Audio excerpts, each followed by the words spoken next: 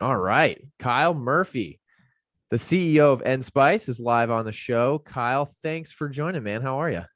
Yeah, likewise, Shane. I'm doing great. How you doing, man? It's good to be Doing on. awesome. I'm pumped to have you on here. As Be on. everyone knows that listens, this is all about going 0 to 1. I thought your product was super unique, honestly. When I looked at it, I'm like, this makes a ton of sense. I feel like a lot of products, you're starting to see a lot of brands kind of go in this direction of adding functional benefits to other things. So when I saw yours, I'm like, this is a category that is honestly super stale and it needed something like this. So I wanted to talk to you. So first of all, thanks for coming on the show. And Sure. secondly, would you mind giving everyone listening just a little background of you and of your brand? Yeah, absolutely. Have to. So founder and CEO of Enspice, we make the first nutrient enhanced seasonings and spices. So black pepper, cinnamon enhanced with 13 vitamins, 8 minerals, sourced from 10 organic plants. So just a easy, convenient way to make every meal nutrient dense and get your daily nutrients when you're seasoning your food. Which honestly, if you think about it, and I'm sure you have a lot because you started this, but it seems so simple. Like you're like, well, duh. That's like what a great way to get nutrients into the foods you're already eating. Where Yeah. did like to back up? Where did the idea come from? Would love to know like just the beginning. Like where did this concept come from for you? Yeah, absolutely. Yeah, so the Enspice story began back in 2016. So on my 18th birthday, actually, I was doing medical mission work in Guatemala with my co-founder, who's my father. He's a rheumatologist, medical doctor. Oh, cool. Um, yeah, and myself, my father, and then my oldest sister. I have five sisters. My oldest sister, who's a nurse practitioner, um, she was also on this trip with us. So we were doing like a medical triage, treating patients, children. I was doing medical scribing and doing some translating. Um, and we were traveling around to different parts of the country, remote parts of Guatemala. Um, and we kept having children come in that were had signing of growth relative to the age group. So Okay. they were physically full throughout the day. They weren't complaining of being hungry, but their diets, which were heavily dependent on corn, lacked the nutrients, the micronutrients they needed. So that issue became very clear for us. In extreme cases, um, kids came in with bowing of the legs due to vitamin D deficiency, a severe vitamin D deficiency, which is rickets.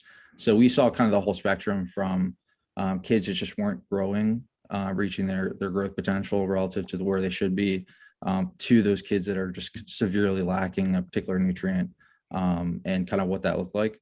And so that micronutrient issue became very clear for us and became something that was very important for us to try and think through and see what we could do besides prescribing a multivitamin. Because for the kids that were coming in that had deficiencies and inadequacies, we were essentially providing a multivitamin for them to supplement Yeah. their diet. And so we were thinking through, what if there's a way that we could make the foods that are readily available to them accessible, make them more nutrient dense, and to round out their daily nutrient intake in an easy and convenient way. And so 2016, after that trip, we came back and we had this idea: what if we put these nutrients into the seasonings and spices that are used around the world, across all diets?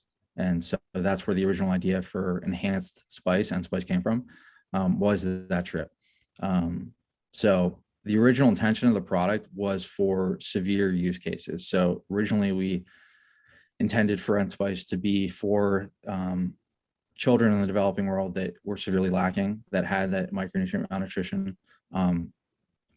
That said, so 2016, we actually started our nonprofit, the Enspice Children's Foundation, and started developing the concept for that severe use case. 2016 to 2018, I'd started college at Notre Dame, and we were essentially providing nutrient dense meals for kids while we figured the product out. Wow. We didn't know how to make the products, and so we figured we'll start with what we can do. We can provide funds and capital and food, for children that don't have access to those nutrient dense meals. So we started a school lunch program in Madagascar, which was a country previously done mission work in, as well as in Guatemala.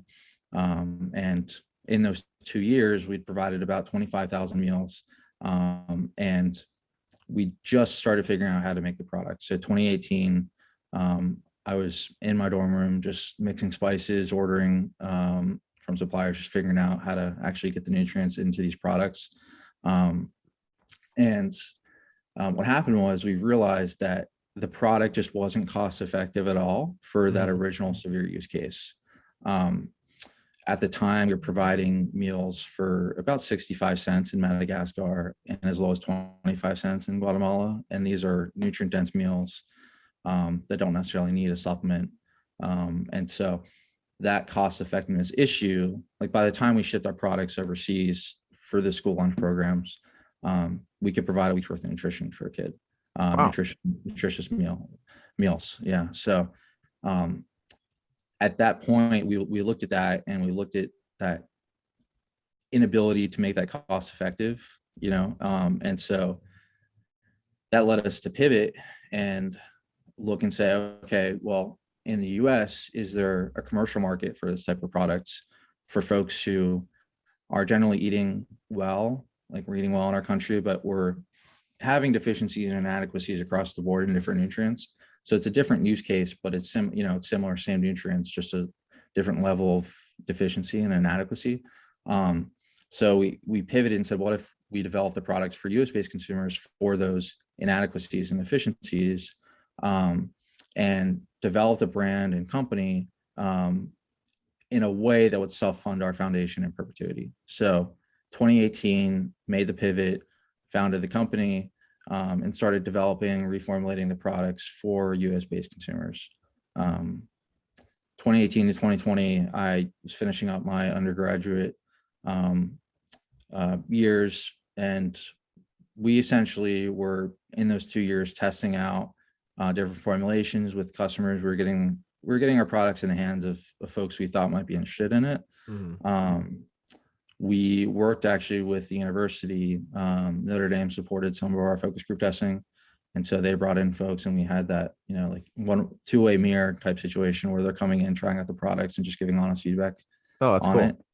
Yeah, very cool. And so that was super helpful. And, we did that and we started to learn that there was, in fact, a lot of interest in this type of product, which is kind of step number one to figuring out if we could make this into a company that could self-fund the foundation. And then secondly, during those 2 years, we kind of validated that initial, okay, yeah, there is interest in this. There is a need in the US. And then secondly was figuring out, okay, what kind of nutrients should we actually be putting in this product? What nutrient density, and thirdly, most important too, is the product has to taste good. Oh It yeah. doesn't, yeah, it's, That's like always you my don't want. first thing. It's like it's gotta be good food and taste good, right? When it's gonna scale. Absolutely. Yeah. And without that, we don't have a product that people will buy. So for our products, we had to look at, okay, what nutrient density can we go to? How many nutrients can we put into the product and still maintain that just awesome flavor profile, where you pick our product up, use our cinnamon in your coffee or on your toaster or yogurt, and it tastes as good or better than a store-bought unenhanced cinnamon. And so that was obviously very important for us. And so we kind of played around with that nutrient density, taste, flavor profile, and we essentially figured out the optimal nutrient density we could go to in a teaspoon, which was 50% of FDA daily values in roughly 3 gram serving, and maintain that awesome flavor. So we kind of did Wow. a lot of that product dev stuff Yeah, yeah, uh, yeah. while I was finishing up school. And then we figured out enough that by 2020, I graduated. This is during the pandemic, of course, and I was able to raise a friends and family round and get the brand launched and move to Chicago and kind of get this thing going. Yeah. So you're kind of in the beginning of the like business side of the CPG component of this business. I mean, it sounds cool too. Like the one thing that stood out to me immediately in that whole timeline was that it'd be interesting to think back to the very beginning when you're on that mission trip. If your dad wasn't there, do you think you would have been like, for me, and this is going to sound maybe ignorant, but like going over to a third world country and seeing a lot of these disabilities or health issues, like you would see it, but maybe not, you would understand it. You don't really know what's Yeah. going on. You had a lot, it sounded like you just walking through that. You had a lot of like, I could tell your dad kind of pointing out like what's going on and why there's a deficiency potentially. I wonder if that was maybe part of the spark, because without understanding why there's an issue, I think that would have been a huge gap to figure out. Absolutely. Yeah. 100%. So co-founded the company with my dad. He's been a very integral part of it. We were fortunate on that initial trip. So I was working with my dad. He was treating patients, and then my sister, you could see patients as well because she's an NP. But we had a few other docs on that trip as well. So it was a very medical focused mission. Whereas if we had done a trip that was just more community based or not focused on treating folks, I don't think that spark wouldn't have had the opportunity to kick. So it was very, very instrumental that was a medical mission, and that, I come from a family with a medical background. So it was kind of a natural progression when we started probing and looking at these problems and questions that myself and my dad could kind of get a grasp on what we needed to do, and kind of Yeah. start moving forward. One question I have at the beginning too, just thinking 0 to 1 here, is what was the thought of potentially starting a business with your dad? That's honestly, out of all the founders I've had on here, I don't think I have any that have become co-founders with a parent. Was that something you like, were you pumped about? Did you have any like hesitation, or did your dad maybe? Because like, getting in business with family and friends can be complicated, but interesting. I'm interested to know how it was for you guys. Yeah, 100%. Yeah, so it was something we were excited about. But again, like, we didn't set out on the beginning of this process to start a company together. So we wanted to start a nonprofit together. And so to that end, it was something we were very excited about, like just doing good in the world. It's been something that, I've done a number of mission trips. My dad has as well, my sister. It's been something that, we've been doing for a while, and we've wanted to give back. And so we were very excited about kicking that off and starting a family nonprofit that we viewed it as, myself, my sister, and my dad, whole family, friends and family supporting the nonprofit. As we progressed from the nonprofit to creating the company, it was a very gradual process. So once we figured out that we couldn't actually use the product for through our foundation, it was why was that? Why could you not use it through the foundation? Yeah, so it wasn't cost effective. So the Okay. product Right, itself, the COGS are just too high that sure. we ship it overseas, and we can provide a week, 2 weeks worth of nutrient dense meals. So when we made the pivot in 2018 from, okay, we have a foundation, we're going to start a company together, it was honestly something we were very excited about. So like, we viewed it as, my dad's very passionate about the give back component of it. Mm-hmm. And I just kind of like, it was kind of like a switch. I just became obsessed figuring out like, okay, how can we make this like a sustainable social enterprise? And so it was a very natural, exciting time for us to kind of think through, okay, we create a company, but what's that going to look like with the foundation? And so we essentially set it up like we're co-founders of the company, but he's the executive director of our nonprofit. And then I'm kind of spearheading the company itself. So at one point, did it kind of go from, not to cut you off, but I'm just curious now, at one point, did it go from, it was really a social mission, and then you guys decided to bring a product to life, to then kind of realizing like, hey, we can make this a business with a huge social component to it that can fund itself? 100%. Yeah. That's what cool. Point? Yeah. So it was a natural progression. Like, it took, we started the nonprofit 2 years earlier before we kind of made that pivot. But when we were, looking at that, it honestly was just like a very natural progression. Like, we didn't set out to start a company, but as we started feeding kids and started putting the product together, we realized the biggest impact we could have was in actually starting a company and building that give back component, which we're able to do. We have a buy one, feed one model. So each product we sell provides one nutrient dense meal. So that was a very organic process. And then when we went from nonprofit, starting the company, creating a social enterprise between the two, it was something we're excited about, and my dad wanted to kind of spearhead the foundation and the work we're doing internationally. And then I would run kind of the company side of things. And it just kind of worked out that, it's something we were excited about, and it's worked out well so far. We're both doing what we love. So, Awesome. Yeah, no, that's really cool. And it sounds like, I mean, you guys kind of are, for lack of better words, you guys were both really good at different things. I mean, your dad's he's a doctor, so he's got like his whole world and a belief system and what he wanted to benefit with this business. And it sounds like you just from the beginning, which is really interesting. I love hearing this from founders. It just seems like you had an itch to start a business, even going to Notre Dame, where I don't know what you studied, but like, you're going to school to get a degree. And in reality, you're also building a business while you're in school. So it sounds like you guys had a really good dynamic, which I'm sure is rare. Honestly, I could see that being a tough dynamic unless you have a really good relationship and have, different ways of working and different areas of the business you're really interested in that you can kind of lead.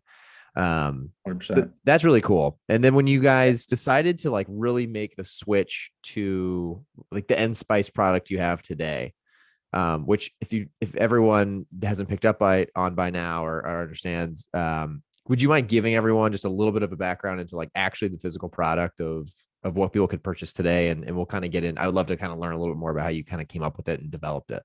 Yeah, 100%. Yeah. So we currently have 6 Enspice products, ranging from a cinnamon to black pepper, taco seasoning, seasoned salt. We essentially launch with the 6 most popular spice or seasoning blends on the market. So we have like an Old Bay equivalent in our Cape Cod, Chipotle barbecue, which is our Weber's Grill Mate comp. And so we have a range, currently 6 different spice and seasoning blends that you can use. We try to hit every type of meal that you can use. Essentially, we've got seafood covered, Cape Cod and tacos, etc. But across the board, all of our products, they're what we call nutrient enhanced spices. So our cinnamon is it's a Ceylon cinnamon, true cinnamon, premium cinnamon, enhanced with these 21 nutrients, 13 vitamins, 8 minerals, sourced from 10 organic plants. So Wow. the bulk of our products are those spice and seasoning blends. So like our cinnamon, it's 100% natural product. So our cinnamon is Ceylon cinnamon, and then we're able to blend in the background and get those 21 nutrients from these 10 different plant sources, for like kale, broccoli, chlorella, maitake mushroom, shiitake mushroom, and put them into the cinnamon and the seasonings in a way that you can't taste them. I So was gonna like say, can you taste it? you can't. Yeah. So that's what was fortunate was while I was in school, like we were able to figure out how much of these plants we could put in, what nutrients we could put in without affecting or impacting the taste. Whoa. So our taco seasoning, you use it and it tastes just like a taco seasoning because it is, it just got that benefit added in the back end that you What, can't. and it might be different for all these, but like for people Yeah. listening who are now, and it's probably where my head goes and where most listeners goes is like, so you can't taste it. What like percent of daily value on average are we talking like comes from using, like if you use the cinnamon, for example, like how much are you getting, how much like percent of your daily value in vegetables are you getting from that? Yeah, definitely. So currently 1 teaspoon is 50% of your FDA daily No values. way, really? Yeah. Um, Wow. so that's kind of the highest nutrient density we could go to in a teaspoon while still maintaining that rich seasoning spice flavor profile. So I can have like Um, my sweet potato, put a tablespoon or teaspoon of your cinnamon on there. I'm getting 50% of also of some of these vitamins, minerals, and other things that I'm probably making other food with. 100%. Yeah. Damn, So that's you're cool as getting, shit. thank you. Yeah. So That's sweet. thanks. Yeah. So, yeah, we, it took a while to get that nutrient density right, but the problem in the US, so it's not a complete lack of nutrients. It's like throughout the day, we're eating foods, we're getting nutrients from the foods we eat, but we might be getting 35% in vitamin C or, 70% vitamin A. And so what we realized and what we found, and we did like a deep dive on like the data and looking at, okay, what are the most common nutrient deficiencies and inadequacies in the US? We realized that it's crazy, but 95% of US consumers have at least a few inadequacies in nutrients. So that could be you're getting 85% of your vitamin B3.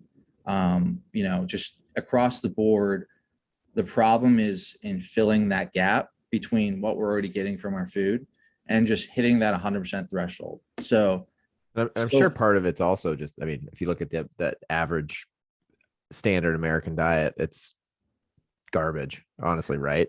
Right. And 100%, like, yeah. I would have to imagine like most people, and maybe I'm totally off here, and you would tell me if I'm wrong, but I would imagine a lot of people that probably eat more on the healthy side also potentially use a lot more like heavy, like high sodium seasonings in the way they cook anyway. Mhm. That's such a gap you're 100%. solving, because if you're going to use that stuff anyway, now you're adding in the additional components in your diet you didn't get. Yeah, 100%. Yeah. Very And cool. so thanks. Yeah. And so we saw like the solution that folks have been using so far to fill in those nutrient gaps is a multivitamin. So Mm-hmm.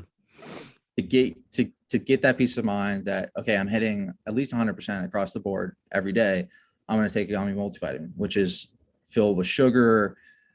Majority of them are from synthetic sources for the nutrients. So like they're not actually coming from their natural plant sources, not plant-based, although plant-based is something that's very much making its way and grabbing a larger share of the market in the multivitamin industry. But we honestly view it as um, you don't need to take a multivitamin. Like you're getting most of the nutrients you need throughout the day, but to just get that baseline coverage, just season your food and you're getting that baseline coverage you need without having to buy a synthetic supplement that you would typically buy to fill in those gaps. Got it. Okay. Yeah, that's really cool.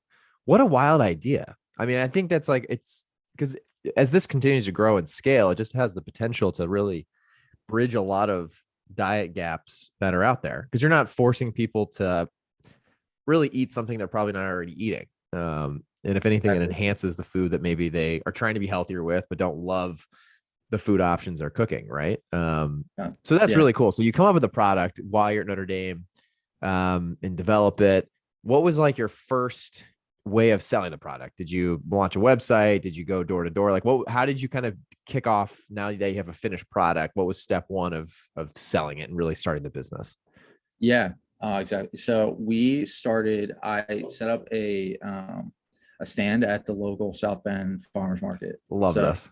I was selling like in the South Bend farmers market, and honestly, like we didn't sell that much because we didn't know how to tell the story and like what the product was. Like we originally positioned it as this is a seasoning plus a multivitamin, which Okay. didn't really like we had to do a lot of figuring out how to actually tell like what the product is and positioning. And so we learned a lot of that when I was just trying to sell like in the farmers market.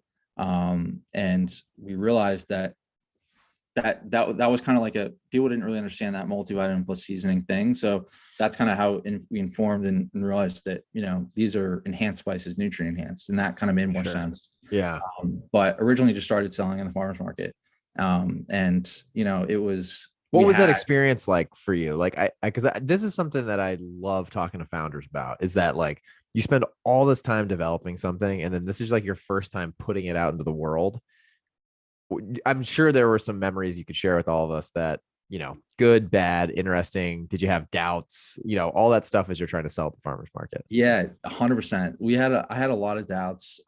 So at the time, like our products now, the packaging is, I think it's pretty great. But like at the time, we were using like I bought like jars from Uline and like I printed off the labels on my printer, like, and it just the branding was completely different and it just didn't look nice at all, to be honest. Like, Yeah. but I thought it was like amazing, right? Because like you figure you put the product together, and people are just going to buy the product because like you tell them how good it is for you, but the packaging sucks. Yeah. Like that's a big part of consumer behavior, right? Like they're not going to like it, and so our packaging sucked at the time.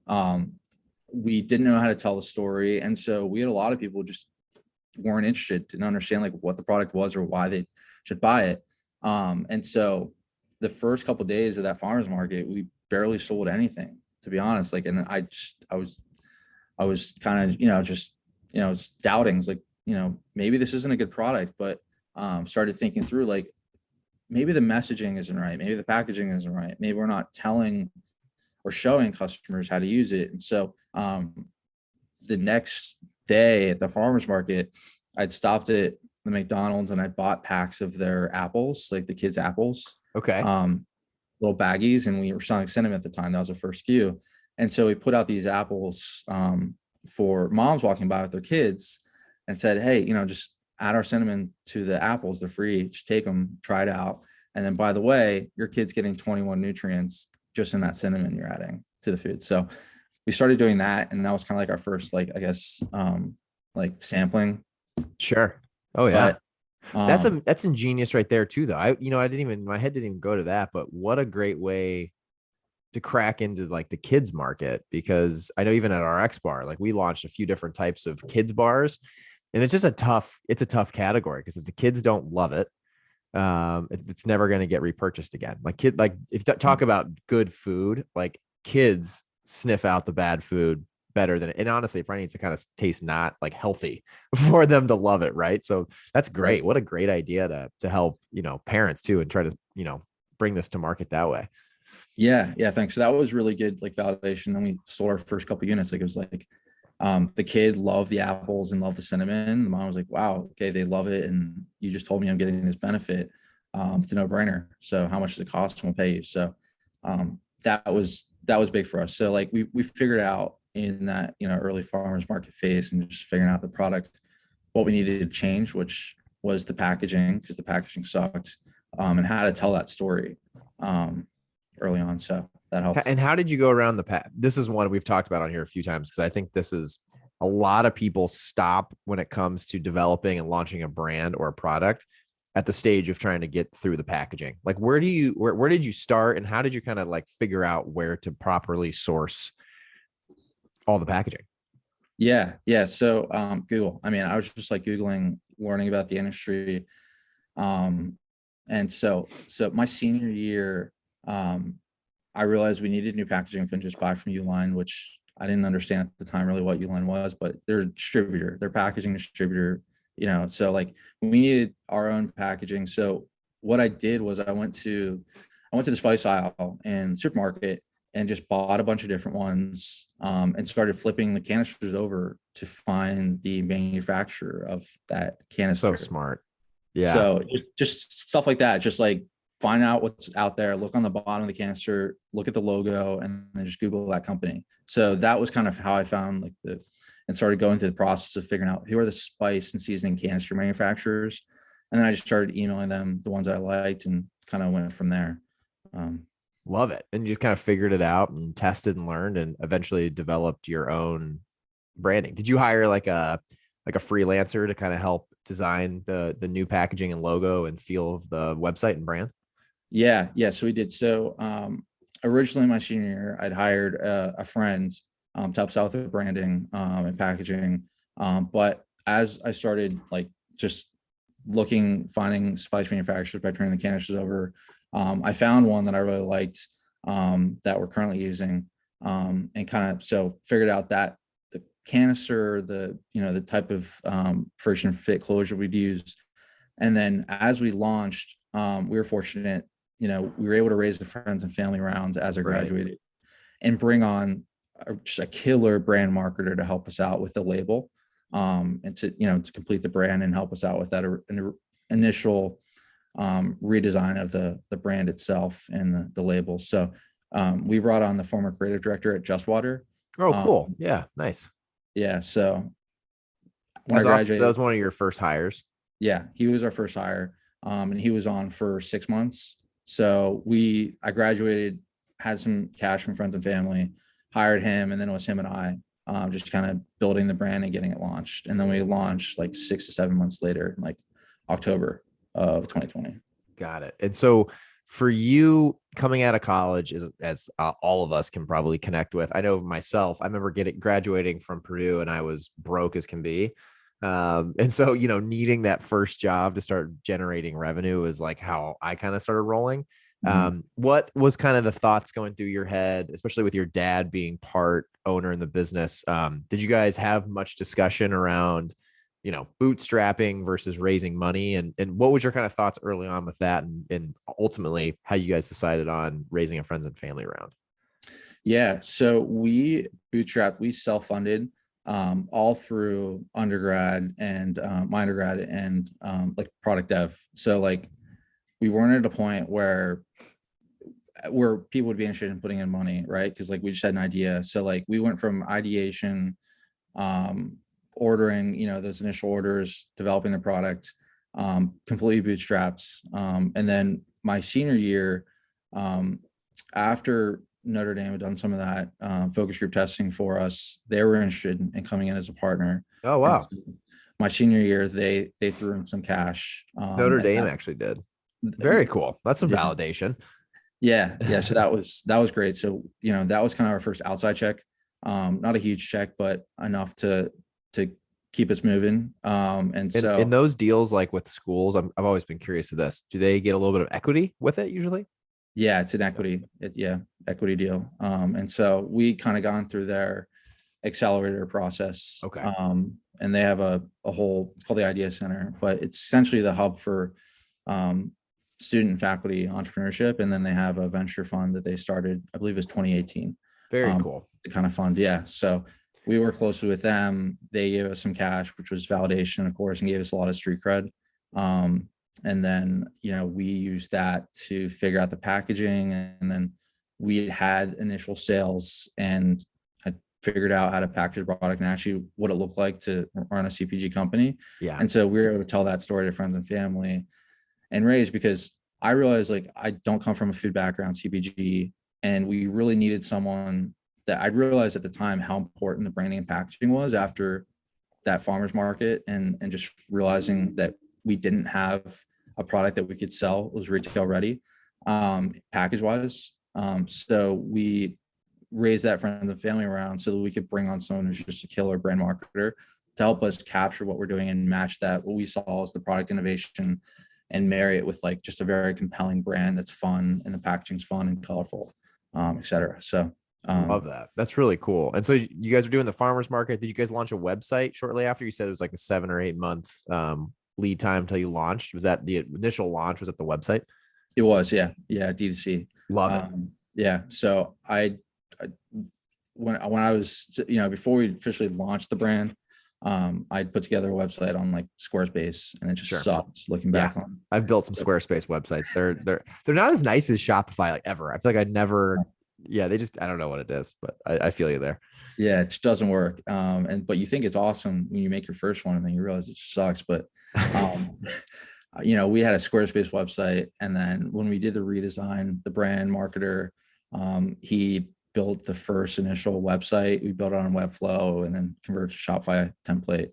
Okay. And Yeah, the so one you have now is great. Is that on Shopify? it is, yeah. Thanks, yeah. I love it. So The ones that you scroll through and things like change and evolve as you move through, I just think are great websites. I know a lot of brands are moving to that. yeah, it's super cool, and you like you can really only do that on Webflow. Like you can really only Oh, build those types of interactions, or what I've seen. That's kind of the best way to do it, and then convert it over to Shopify. oh, Because good to we know. essentially, yeah, we export, like we build on Webflow, and then export the code, and then upload it to Shopify. And there was no So, kinks or anything, or did it have kinks? yeah, there was kinks for sure, but so there's a company called Udesly, that you essentially upload your Webflow code, and then they add like the Shopify little snippets that you need, and then they export it for you, and then you just kind of upload it as a theme. So Love it. Udesly fills I'm the about gap. to. We're working on a website for our business, so I need to. I mean, I'll reach out to you after offline here and learn a little more. That's really cool. So there's ways to do that. Okay. Yeah. So I didn't. So we hired the brand marketer, and he knew that. So like we were able to learn a lot from him. And so what ended up happening is he helped us with the actual packaging, the initial website, and then we realized that we didn't have enough money, frankly, to have him on full time. So Sure. I learned from him how to do the Webflow to Shopify conversion, and just started doing the website myself and all that, just because we couldn't afford, to have Sure. Got to get scrappy and make sure you're not spending more than you're making. I get that.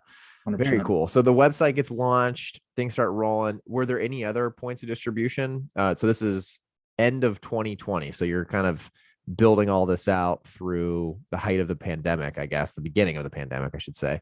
Mhm. Launch at the end of 2020. So you guys have been in online live for a little over a year.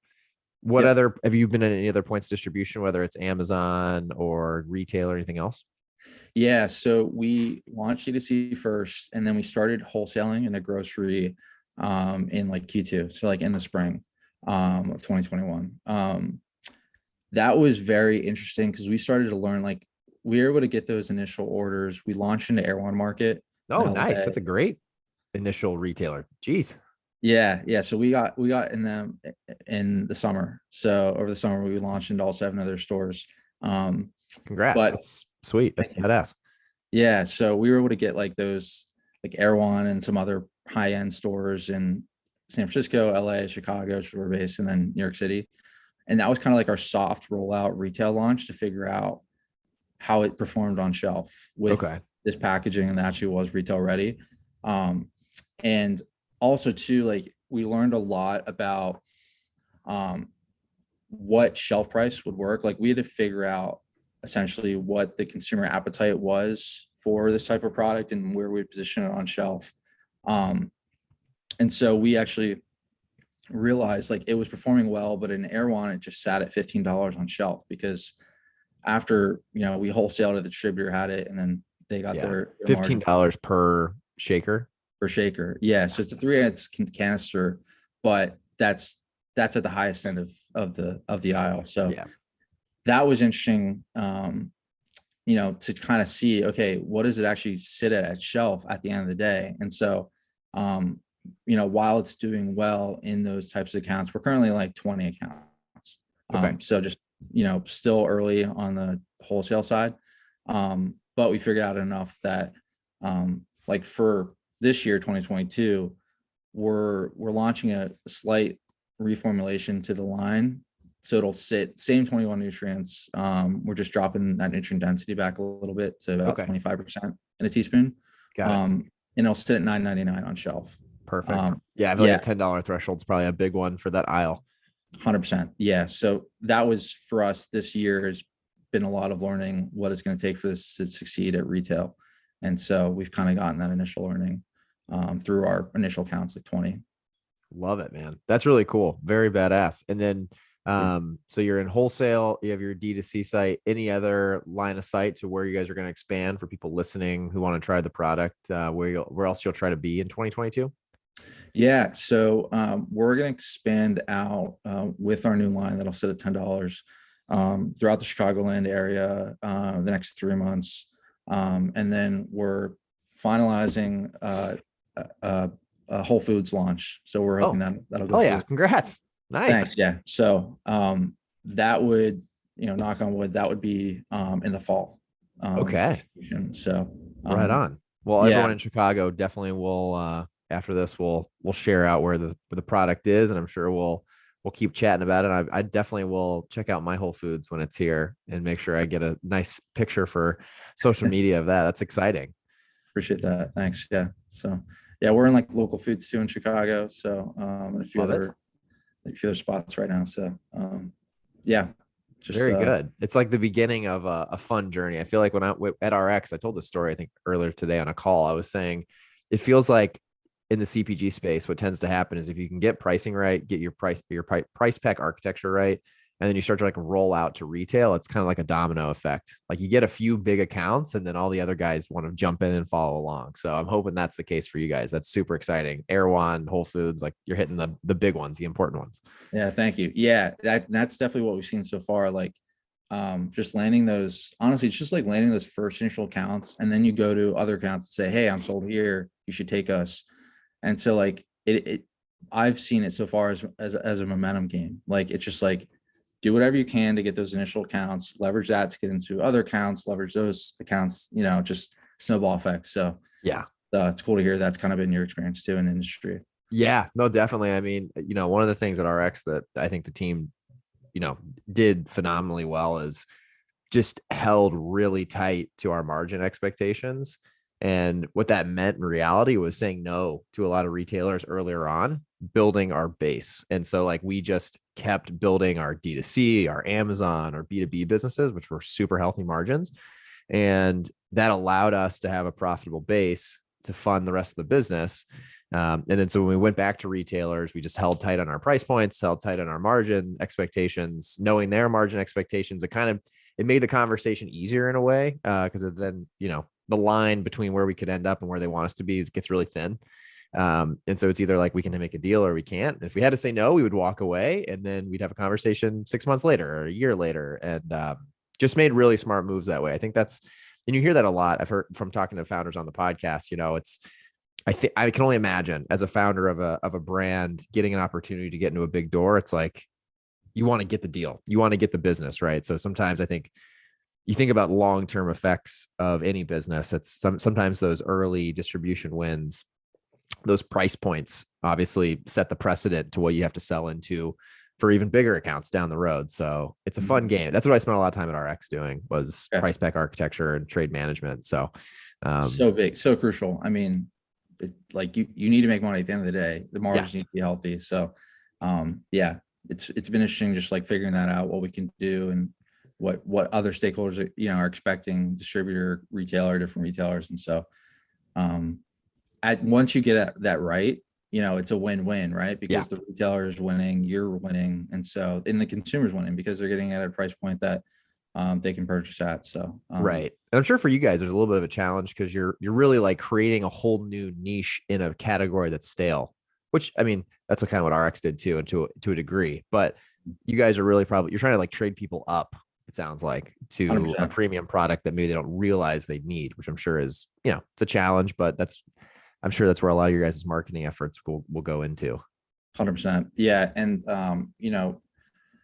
for us, it was important that shelf price, be competitive. Like, we're obviously going to be more expensive than just a store brand cinnamon and aisle, but telling that consumer story, the benefit on, that you're getting all your nutrients with this product, so you're willing to pay a few dollars more, has been key. And that's something we'll continue to harp on. It was interesting too, for retailers, we were able to tell the velocity story. So like our D2C, we have customers reordering after 4 months every quarter.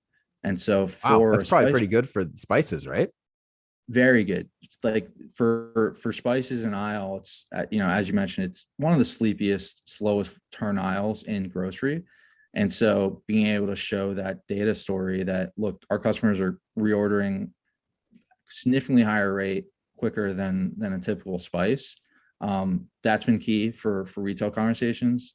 And then two, while it is a higher priced product, if the margin structure, we've gotten the margin structure right, you're growing your category gross profit just because you are getting, a few dollars rather than 40-50 cents for a $2 spice. Right. So, yeah. And a few things that we've been able to kind of work on and figure out. I love that. That's cool too. I mean, obviously I'm a finance guy originally, that like the data behind that sell story, I think is so interesting. Definitely something I got to see a lot of the people early on at RX do, use data and velocity to sell in. That's a huge component of it, and framing it up that way, like growing the category's gross profit. That's badass. And that's something that I would assume has not happened in that category in a very long time. Yeah. And that's, we're excited about it. And so we're excited to, we're still in the early stage of the company. Frankly, obviously, sure. We have our initial retail, but, we have our D2C stuff, but 2022 is really when we're going to be able to roll this out on a bigger scale. And we're excited, to kind of get this growing and continue moving and building on the foundation. Yeah, man. That's awesome. Very cool. Product sounds really interesting. I think what's cool too, and I've been saying this for a long time, is I think that aisle in that category needs branding like you guys. Like if you walk down, like anyone listening to this, go to any grocery store you go to, walk down the seasoning and spices aisle. It's just boring. Like everything is boring. And you're starting to see, I think for a good example, you're starting to see lots of other categories have like packaging and branding that really stands out on boring shelves. Right. So I think you guys are going to crush it, man. I think it's really unique, really cool. For everyone listening, obviously D2C is going to be a huge spot. If you're in Chicago, there's going to be some locations. Where do you normally point people to? D2C? Like, is it the best place D2C to try to kind of interact with the brand for the first time? Yeah, Enspice.com. Okay, we'll add that to the show notes. As we start to get towards the end of the show, Kyle, I'd love to ask you, there's 3 questions I ask every founder that comes on here. I think, founders in general have really cool answers to this. The first one is, essentially, you're running a business. There's lots of moving pieces, lots of different things you have to manage day to day and week to week. What do you use tool wise to plan your, yearly goals, vision, whatever it is you think long term, and then down to daily tasks? Are you an app guy? Are you a pen and paper guy? Like, what's the tools and the tools and tricks that you use to plan your day and get shit done? Yeah. So I'm a big app guy. So I use Asana Okay. Yeah. from everything from what to do daily to longer term goals. And I converted over. I was originally doing all of that on like Google Sheets. So just like making every week and then just hiding it. So a couple thousand tab. Oh yeah. I have one Hidden. for this podcast. I think it's like Dude. over 3,000 rows now. That's exactly what I use. Yeah, it's great. I loved it. But I switched over to Asana and I really like it. So I just use Asana for majority of day to day to longer term stuff. And then I do use Google Sheets a little bit. And then just scheduling stuff, Calendly, just the basic stuff, Google Calendar. But I lean pretty heavily on Asana for scheduling and planning and getting shit done. Love it. Asana. I've messed around with Asana, but I don't think I've actually like used it in its full capacity before. So I may have to recheck that out. Very cool. The second one is source of knowledge you'd love to share with the audience listening today. So whether that's a book, a podcast, anything that, something you would want to recommend to the listeners. Yeah. So early on, when we were getting the company launched, I went to the Specialty Food Association show in San Francisco, and I actually got they had a book.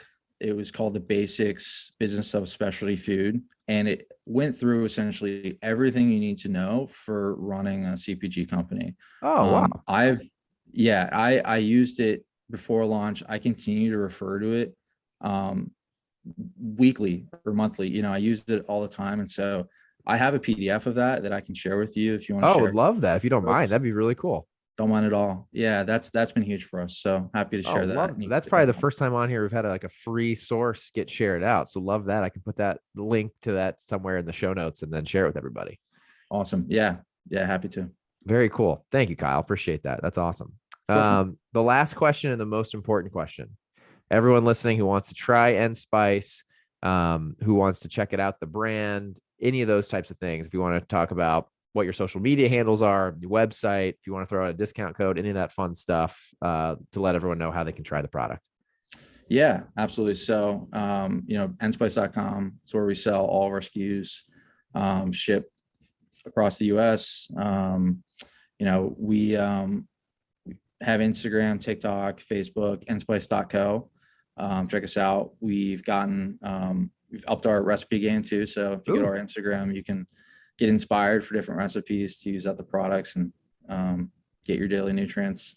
And then we'll also have a discount code. We'll call it Shane. Get 10% off. Love it. Orders. Live. Just figure that out on the spot. Love that.